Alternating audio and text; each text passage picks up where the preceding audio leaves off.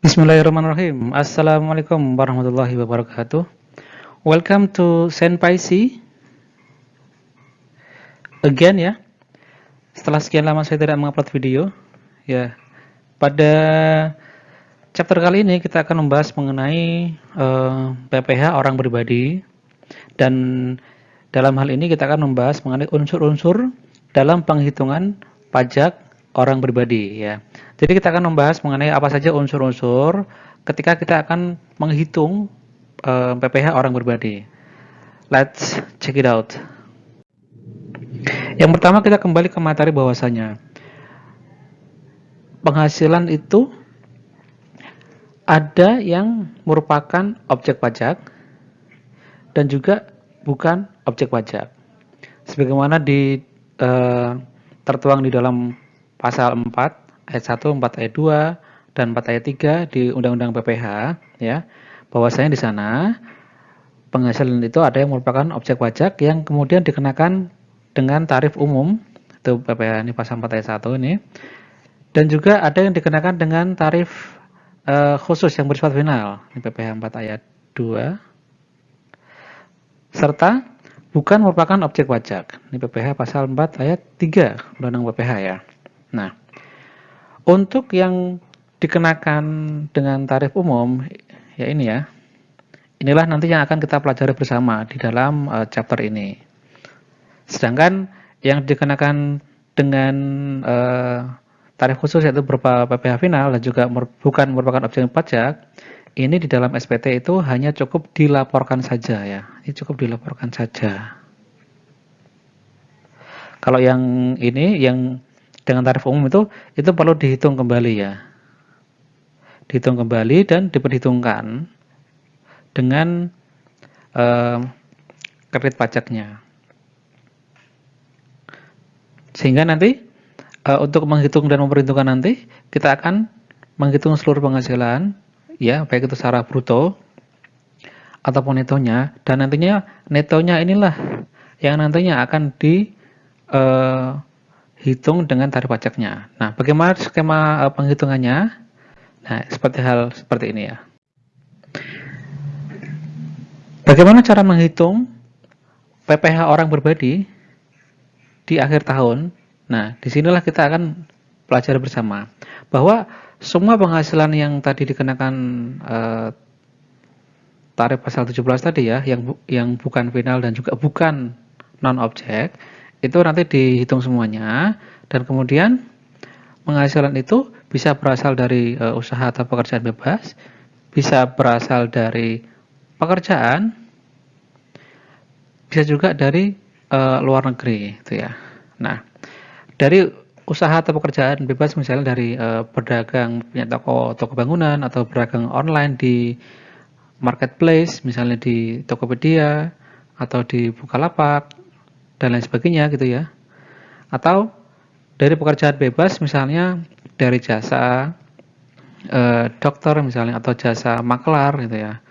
Kalau misalnya dari pekerjaan ini sebagai karyawan ya, dan juga misal juga dari luar negeri gitu ya. Nah, dari penghasilan itu tadi nanti diketahui berapa penghasilan netonya ini. Berapakah penghasilan neto dari hal-hal yang tadi itu. Dari penghasilan neto ini kemudian dikurangi zakat atau sumbangan keagamaan yang wajib gitu ya. Dan zakat atau sumbangan keagamaan ini tentu lembaga yang menerimanya, yaitu Badan Amil Zakat atau yang sejenisnya, itu harus disahkan oleh Kementerian Keuangan. Artinya dia bukan orang per orang atau lembaga yang bebas gitu, tapi lembaga itu harus disahkan oleh Menteri Keuangan. Misalnya apa? Misalnya ya dompet duafa, kemudian lazismu atau lazisnu atau basnas dan lain sebagainya. Itu yang secara umum kita ketahui bersama sudah disahkan oleh Menteri Keuangan. Ya, ada banyak lembaga lain ya, termasuk juga sumbangan keagamaan wajib yang dikelola oleh misalnya agama Kristen atau agama Katolik atau agama Hindu atau agama Buddha. Barangkali mereka juga punya mekanisme yang sama. Namun semuanya harus memenuhi syarat bahwasanya itu lembaga yang disahkan oleh Menteri Keuangan. Terus atas penghasilan neto tadi ini ya, dikurangi oleh zakat. Nah, kemudian didapatlah penghasilan neto setelah zakat atau sumbangan keagamaan. Ini ya. Kemudian ada juga kompensasi kerugian. Nah, untuk orang pribadi ya, BPH orang pribadi, kompensasi kerugian ini hanya ada pada wajib pajak orang pribadi yang melakukan pembukuan. Ya, sehingga nanti di pembukuan itu ada kerugian, dan kompensasi kerugian ini maksimal adalah 5 tahun gitu ya.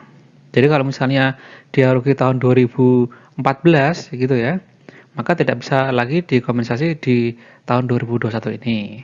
Kalau misalnya di ruginya tahun 2018, maka bisa dikompensasikan di tahun 2021 ini gitu ya. Terus ini dikurangi nih ya, ini ya, dikurangi. Nah, penghasilan neto setelah zakat tadi dikurangi kompensasi kerugian, dapatlah penghasilan neto setelah kompensasi kerugian. Nih, dapat berapa nilainya gitu ya. Nah, itu contoh perhitungan kita akan bahas juga ya. Kemudian, atas penghasilan yang nomor 5 ini dikurangi dengan PTKP, yakni penghasilan tidak kena pajak. Ya, PTKP. Nah, kita juga akan membahas PTKP nanti di sesi yang lain ya. Di antara misalnya kawin atau tidak kawin atau digabungkan antara penghasilan suami dan istri dan lain sebagainya gitu ya. Dari penghitungan ini ya, penghasilan setelah kompensasi kerugian dikurangi PTKP didapatlah namanya penghasilan kena pajak atau PHKP. Nah, PHKP inilah yang nanti akan dihitung dengan tarif ya. PPh terutangnya tarif kalau di PHKP itu adalah PPh terutangnya tarifnya itu sesuai dengan pasal 17 UU PPh ya. Nah, ini. Setelah itu, ini kan baru menghitung PPh terutangnya ya. Nah, PPh terutang ini kemudian seseorang gitu kan, wajib pajak orang pribadi itu tentu kan bisa jadi dia ada penghasilan yang telah dipotong atau dipungut oleh pihak lain gitu ya. Misalnya kalau misalnya orang pribadi itu merupakan karyawan di sebuah perusahaan, tentu kan dari perusahaannya kan memotong PPh pasal 21 gitu ya. Nah, PPh pasal 21 itu yang telah dipotong oleh perusahaan, maka dia dikreditkan gitu ya. Nih, ada kredit pajak nih ya, yang dipotong oleh atau dipungut oleh pihak lain. Nah, kredit pajak itu juga bisa berupa PP pasal 22 gitu ya, atau PP pasal 23. Nah, gitu ya. Dan juga kredit pajak di luar negeri. Atas PPh yang tertang tadi ya, itu dikurangi dengan yang telah dipotong oleh pihak lain. Nah, ini yang telah dipotong oleh pihak lain itu berapa misalnya. Terus setelah itu baru dikurangkan sehingga didapatlah PPh yang harus dibayar sendiri. PPh yang harus dibayar sendiri. Atau apakah ada kelebihan potong di sana. Nah, PPh yang telah dibayar sendiri ini kemudian dikurangi pula dengan PPh yang telah dibayar sendiri, yaitu PPh pasal 25-nya. PPh pasal 25-nya ini adalah untuk adalah untuk wajib pajak orang pribadi yang memiliki usaha ya, usaha atau pekerjaan bebas. Kalau hanya karyawan saja dan tidak ada penghasilan yang lain-lain, maka tidak ada pula PPh pasal 25-nya. Dan setelah itu didapatlah yang terakhir adalah PPh yang kurang atau lebih bayar. Jadi guys, kalau misalnya kalian mau menghitung PPh orang pribadi ya di akhir tahun, maka ingatlah tabel ini ya, 10 ini urutannya. Bisa jadi di salah satunya adalah 0 gitu loh. Jadi nggak apa-apa, bisa saja 0 gitu. Misalnya apa? Misalnya zakat atau sumbangan. Ya, misalnya ya. Zakat atau sumbangan. Ya, orang itu misalnya tidak ada zakat atau sumbangan keagamaan yang wajib itu ya. Maka dia di sini 0 gitu kan. Atau dia bayar zakat tapi lembaga yang tidak ada SK dari Menkeunya atau lembaga yang disahkan gitu ya. Maka dia juga dianggap 0. Bisa juga yang nggak ada atau dipungut oleh orang nggak ada, itu juga bisa jadi 0. Atau misalnya yang harus dibayar sendiri bisa jadi juga 0 kalau misalnya nggak ada. Jadi semua tergantung dari kondisi dari wajib pajak itu sendiri. Apakah ada datanya atau tidak ada, dan apakah sesuai dengan ketentuan atau tidak, gitu ya. Sebagai contoh adalah seperti ini ya. Ini hanya contohnya. Misalnya si A gitu ya. Dia punya penghasilan itu dari pekerjaan sebesar 200 juta rupiah. Ini hanya contoh aja. Terus dia membayar zakat ya kepada misalnya Basnas gitu ya, yang telah tentu ada SK dari pemerintahnya gitu ya. Zakat yang disumbangkan adalah 4 juta rupiah. Nah, kemudian dihitung nih, penghasilan itu setelah zakat adalah 200 dikurangi 4 juta, sama dengan 196 juta rupiah. Terus kompensasi kerugian dia nggak ada, nol gitu ya. Nggak ada kompensasi kerugian karena sebelumnya dia tidak ada kerugian. Kemudian penghasilan itu setelah kerugian tentu kan tinggal dikurangi aja nih. Ya jadinya tetap 196 juta rupiah. Terus ada PTKP, status dia adalah kawin KI1, berarti kawin dan memiliki satu orang tanggungan gitu ya. Yaitu sebesar 63 juta rupiah. Terus dikurangkan ini ya, sehingga didapatlah PHKP-nya. Ingat ya, tulisannya adalah PHKP ya. P besar, H kecil, KP. Jangan PKP ya. Jangan menggunakan istilah PKP ya. Kenapa? Karena istilah PKP ini telah digunakan di dalam PPN ya, yaitu pengusaha kena pajak. Sehingga biar nggak ketuker-tuker, maka tulislah sebagai PHKP. Ditulis sebagai PHKP saja. Gitu ya. Biar nggak ketukar dengan PKP dalam istilah PPN. Nah, PHKP di sini adalah di dalam contoh ini adalah 133 juta rupiah. Dan atas PHKP ini dikali tarif ya, sesuai dengan pasal 17 tentunya kan yang 0 sampai nah gitu ya. Di atas 50 sampai 250 gitu ya. Nah, itu. Dapatlah angka 14 juta 950 ribu rupiah. Di samping itu, dia juga ada PPh yang telah dipotong atau dipungut oleh pihak lain sebesar 1.950.000 rupiah. Sehingga PPh yang harus dibayar sendiri yaitu adalah 13 juta rupiah. Nah, kalau misalnya melihat contoh ini, tentu saja dia adalah wajib pajak orang pribadi yang memiliki usaha atau pekerjaan bebas, gitu ya. Normally karena di sini juga ada PPh pasal 25-nya. Ya. Bisa juga karyawan yang memiliki usaha atau pekerjaan bebas lainnya. Dia memiliki penghasilan yang lainnya, ya. Dan di sini dalam contoh ini dia telah membayar PPh pasal 25 sebesar 12 juta rupiah. Dan di perhitungan akhirnya dia ada kurang bayar ya. Dia ada kurang bayar sebesar 1 juta rupiah. Nah, atas kurang bayarnya ini kemudian disetorkan ke kas negara. Ya, melalui SSP atau melalui e-billing gitu ya. Pembayaran secara online gitu ya. Baru kemudian dia melaporkan beserta dengan SPT tahunan PPh orang pribadinya tersebut. Kita ingat kembali di slide sebelumnya bahwa yang dihitung serta diperhitungkan itu adalah untuk penghasilan yang merupakan objek pajak yang ini ya. Nah, ini. Ya. Yang dikenakan dengan tarif umum dan nanti yang dikenakan dengan tarif umum itu akan dihitung penghasilan netonya. Nah, penghasilan neto itu seperti apa dan dari mana saja gitu ya. Nah, kita lihat nih ya, bahwa penghasilan neto itu bisa juga dari usaha ya. Dari usaha misalnya jual beli secara online, jual beli baju secara online, jual beli peralatan atau mainan secara online, atau juga yang offline, misalnya memiliki toko baju, toko pakaian, toko olahraga gitu dan lain sebagainya gitu ya. Nah, atas usaha ini ya, jika wajib pajak itu tidak wajib pembukuan ya, artinya kalau misalnya pembukuan itu kan dia eh, yang telah memenuhi syarat atau omset tertentu ya, maka hitungnya adalah omset dikali dengan norma penghitungan penghasilan pajak neto ya, NPPN gitu ya. Kalau misalnya wajib pajak itu dia wajib pembukuan, maka dia harus membuat pembukuan yang artinya ada laporan keuangannya, yaitu misalnya laporan rugi laba, neraca gitu ya, laporan perubahan modal, arus kas gitu ya. Nah, atas yang pembukuan itu tentu nanti dilihat di laporan laba ruginya, apakah dia punya keuntungan atau tidak. Nah, yang merupakan penghasilan itu adalah yang keuntungan itu tadi gitu ya.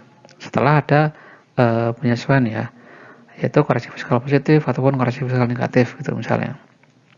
Terus penghasilan itu kalau misalnya dia dari pekerjaan bebas. Pekerjaan bebas itu seperti misalnya dokter, pengacara, akuntan yang publik misalnya gitu ya. Maka dia juga sama.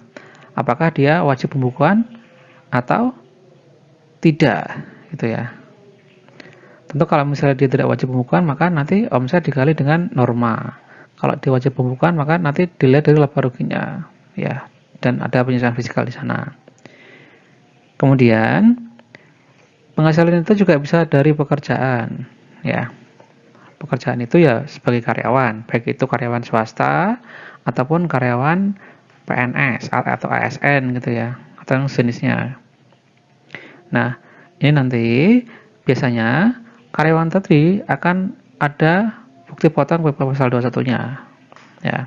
Dan di bukti potong pasal 21-nya itu nanti ada penghasilan brutonya berapa, kemudian potongan-potongan wajib, kemudian ada juga PTKP, serta ada penghasilan neto di dalam bukti potong PP pasal 21 itu. Nah, nanti disitulah terlihat gitu ya. Terus penghasilan neto juga bisa dari dalam negeri lainnya, penghasilan itu dari dalam negeri lainnya. Nah, ini kalau misalnya yang nggak masuk di list ini, ya itu bisa dimasukkan ke dalam penghasilan dalam negeri lainnya atau penghasilan dari luar negeri. Penghasilan dalam negeri lainnya itu misalnya apa itu ya? Misalnya dari hibah dari kakek gitu ya. Itu kan bukan usaha atau pekerjaan bebas atau dari pekerjaan gitu ya. Nah, kalau misalnya hibah itu kan yang bukan merupakan uh, objek pajak itu kan kalau dari garis lurus 1 derajat ya. Kalau misalnya 2 derajat kan berarti dia objek ya, objek sesuai objek PPh yang dihitung dengan tarif umum gitu ya. Terus bisa juga dari penghasilan dari luar negeri juga. Nah, tentu kalau misalnya kita lihat ya, contoh-contoh dari usaha-usaha itu tadi ya, apa saja ya. Maka usaha itu contohnya adalah fotokopi, servis mobil atau servis motor, supermarket gitu ya. Atau dari jual beli online gitu ya. Terus kalau pekerjaan bebas, dokter, konsultan pajak, artis gitu ya.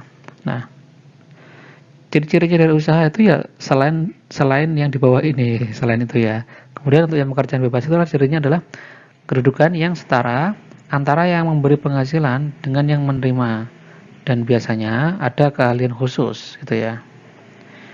Nah, dokter ini misalnya kan dia punya keahlian khusus ya dalam hal mengobati atau menganalisa suatu penyakit itu ya. Konsultan pajak dia punya keahlian khusus di bidang perpajakan, artis juga sama gitu ya, dan lain sebagainya. Kemudian kalau dari pekerjaan itu ciri umumnya adalah ada atasan dan bawahan. Terus kalau misalnya dalam negeri lainnya seperti tadi yang dicontohkan misalnya hibah dari kakek misalnya gitu ya, bisa juga dari contoh lain misalnya adalah kalau misalnya jual motor karena butuh uang gitu ya, tapi usahanya bukan jualan motor gitu ya. Nah, jualan motor ini yang dihitung apanya? Kalau misalnya saya udah punya motor gitu misalnya, saya punya motor, kemudian motor saya udah dilaporkan di dalam SPT tahunan, maka yang menjadi penghasilan itu adalah jika ada keuntungan di sana. Ya, jika ada keuntungannya. Kalau misalnya saya punya motor belinya 8 juta, kemudian saya pakai, terus saya jual 8 juta juga, maka sebenarnya di sana tidak ada penghasilan. Kenapa? Karena itu hanya mereclass dari fixed asset menjadi current asset, dari fixed asset berupa motor menjadi cash atau uang gitu ya. Jadi nggak ada keuntungan di sana. Yang masuk di sini yang menjadi penghasilan itu adalah kalau misalnya ada keuntungan ya, kalau jual motor pribadi gitu misalnya ya.